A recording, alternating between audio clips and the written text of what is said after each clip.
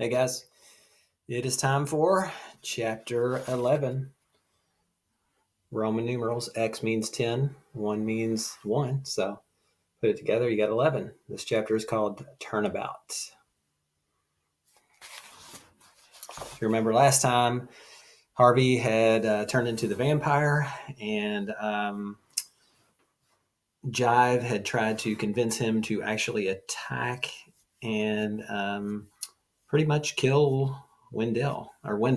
Sorry. And it seems like that kind of gives us a little bit more of a idea of what this place is like. Seems fun and like all the holidays are great, but when something like that happens, you realize, ooh, this is really not a good place. All right. So let's see how Harvey responds and what happens after that. Neither Wendell nor Lulu was around the following day. Mrs. Griffin said she'd seen them both before breakfast, and then they'd disappeared.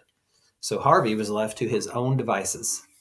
He tried not to think about what had happened the night before, but he couldn't help himself.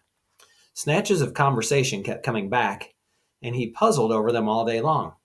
What had Jive meant, for instance, when he told Harvey that turning him into a vampire was not so much a game as an education? What kind of lesson had he learned by jumping off of a roof and scaring Wendell? And all that stuff about soul stealers and how they had to be served. What had that meant? Was it Mr. Hood that Jive had been speaking of? That great power they all had to serve? If Hood was somewhere in the house, why hadn't anyone, Lulu, Wendell, or himself, encountered him? Harvey had quizzed his friends about Hood and had the same story from them both. They heard no footfalls, no whispers, no laughter. If Mr. Hood was indeed here, where was he hiding and why? So many questions, so few answers. And then, as if these mysteries weren't enough, another came along to vex him. In the late afternoon, lounging in the shade of the treehouse, he heard a yell of frustration and peered through the leaves to see Wendell racing across the lawn. He was dressed in a windbreaker and boots, even though it was swelteringly hot, and he was stamping around like a madman. Harvey shouted to him, but his call went either unheard or ignored, so he climbed down and pursued Wendell around his side of the house. He found him in the orchard, red-faced and sweaty. "What's going on?" he said. "I can't get out," Wendell said, grinding a half-rotted apple underfoot. "I want to leave, Harvey, but there's no way out." "Of course there is. I've been trying for hours and hours, I tell you, and the mist keeps sending me back the way I came." "Hey, just calm down." "I want to go home, Harvey," Wendell said, close to tears now. "Last night was just too much for me. The thing that came after my blood. I know you don't believe me." "I do," said Harvey. "Honest, I do." "You do?" "For sure." "Well, then maybe you should leave too, because if I go, it'll come after you." "I don't think so," said Harvey. "I've been kidding myself about this place," Wendell said. "It's dangerous." "Oh yeah, I know it seems like everything's perfect, but—" Harvey interrupted him. "Maybe you should keep your voice down," he said. "We should talk about this quietly, in private." "Like where?" said Wendell, wild-eyed. "The whole place is watching us and listening to us. Don't you feel it?" "Why would it do that?" "I don't know," Wendell snapped. "But last night I thought, if I don't leave, I'm going to die here. I'll just disappear one night or go crazy like Lulu." He dropped his voice to a whisper. "We're not the first, you know. What about all the clothes upstairs? All the coats, all the shoes and hats. They belong to kids like us."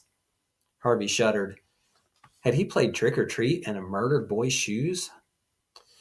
"I want to get out of here," Wendell said, tears running down his face. "But there's no way out." "If there's a way in, there must be a way out," Harvey reasoned. "We'll go to the wall." With that, he marched off, Wendell in tow, around to the front of the house and down the gentle slope of the lawn. The mist wall looked perfectly harmless as they approached it. "Be careful," Wendell warned. "It's got some tricks up its sleeve." Harvey slowed his step, expecting the wall to twitch or even reach for him. But it did nothing. Bolder now, he strode into the mist, fully expecting to emerge on the other side. But by some trick or other, he was turned around without even being aware of it and delivered out of the wall with the house right back in front of him.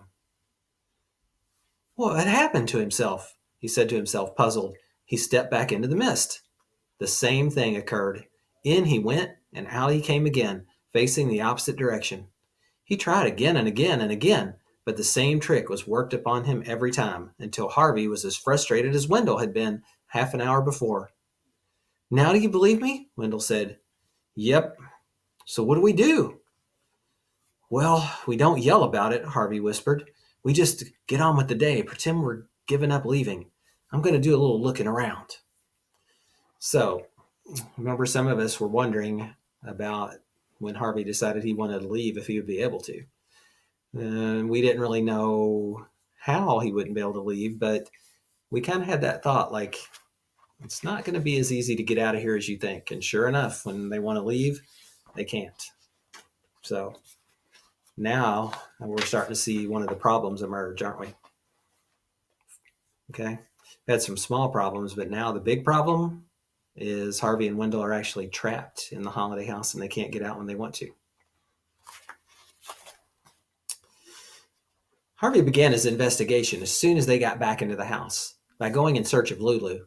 Her bedroom door was closed. He knocked, then called her. There was no reply, so he tried the handle. The door was unlocked. Lulu? He called. It's Harvey. She wasn't there, but he was relieved to see that her bed had been slept in and that she'd apparently been playing with her pets recently. The doors to the doll's house were open and the lizards were everywhere underfoot. There was one strangeness, however. The sound of running water led him through to the bathroom, where he found the bath full almost to brimming. That means almost overflowing. And Lulu's clothes scattered in the puddles on the tile. Have you seen Lulu? He asked Mrs. Griffin when he got downstairs. Not in the last few hours, she replied, but she's been keeping to herself. Miss Griffin looked hard at Harvey. I wouldn't pay too much mind if I were you, child, she said. Mr. Hood doesn't like inquisitive guests. Inquisitive. Know what that means? Yep, asking questions, right? That's what we've been hearing all along. No questions. I was only wondering where she got to, Harvey said. Mrs. Griffin frowned, her tongue working against her pale cheek as though it wanted to speak, but didn't dare. Anyway, Harvey went on, deliberately goading Mrs. Griffin, I don't believe Mr. Hood exists. Now, you be careful, she said, her voice and frowning deep. You don't want to talk about Mr. Hood that way. Well, I've been here days and days, Harvey said, realizing as he spoke that he'd lost count of his time in the house. And I haven't seen him once. Where is he? Now Mrs. Griffin came at Harvey with her hands raised, and for a moment he thought she was going to strike him. But instead she took hold of his shoulders and shook him. Please, child, she said, be content with what you know. You're here to enjoy yourself for a little time. And child, it's such a little time. It flies by. Oh, Lord, how it flies. It's just a few weeks, Harvey said. I'm not going to stay here forever. Now it was he who stared at her. Or am I? He said. Now you stop, she told him. You think I am here forever, don't you? He said, shaking off her grip. What is this place, Mrs. Griffin? Is it some kind of prison? She shook her head. Don't tell me lies, he said. It's stupid. We're locked up in here, aren't we? Now, though, she was shaking with fear from head to foot. She dared to make a tiny nod of her head. All of us? He asked. Again, she nodded. You too? Yes, she whispered. Me too. And there's no way out. Believe me, if you try to escape again, Karna will come for you. Karna, he said, remembering the name from the conversation between Jive and Mar. He's up there, Mrs. Griffin said, on the roof. That's where the four of them live. Rictus, Mar, Karna, and Jive. You know? I met them all, except Karna. Oh, pray you never do, said Mrs. Griffin. Now listen to me, Harvey. I've seen many children come and go through this house. Some of them foolish, some of them selfish, some sweet, some brave. But you are one of the brightest souls I've ever set eyes on. I want you to take what joy you can from being here. Use the hours well, because they'll be fewer than you think. Harvey listened patiently to this. Then, when she'd finished, he said, I still want to meet Mr. Hood. Mr. Hood is dead, Mrs. Griffin said, exasperated.